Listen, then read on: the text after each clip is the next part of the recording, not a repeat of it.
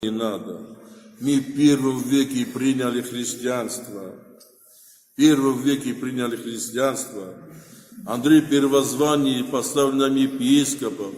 В VII веке у нас была своя митрополия, родные мои. Когда вам говорят, что мы язычники, это не до небольшого ума. Люди просто ничего не соображают, ну что-то же нужно сказать. А мы-то по своей гордости желаем, чтобы показаться умными. Мы язычники. Мы приняли христианство в первом веке. Раньше даже других народов Кавказа. И у нас столько мучеников. Своя епископат была, своя митрополия была. В Архизе, посмотрите, в Архизе, сейчас в Зеленчуке, там сидел наш митрополит. Святитель Иоанн Златоуст, когда был сослан в Армению, в город Кукуз, и он описывал в своих трудах, я столкнулся с таким народом, настолько политически сильный, нравственно, духовно, в высокой жизни, это только аланы.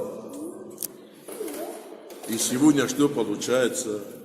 Да, пошатнули, да, сегодня почти можно сказать, можно благодаря России, наших братьев русских, все равно у нас есть православие, не дают нам упасть, не дают нам пропасть, рукополагают, у нас есть свои священники, появляются потихоньку. И что нам не хватает?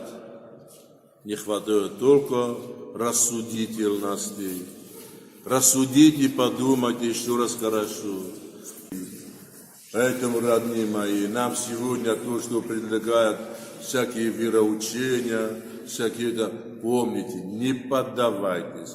Мы уже от роду, мы уже по рождению даже являемся христианами. Вот эти великие старцы здесь у нас в России, даже в Греции, я с ними разговаривал, они всегда говорят, алани, то есть нынешние даже по рождению, когда рождаются, уже столько дети пролили крови христианства, что в каждом доме по 10 мучеников.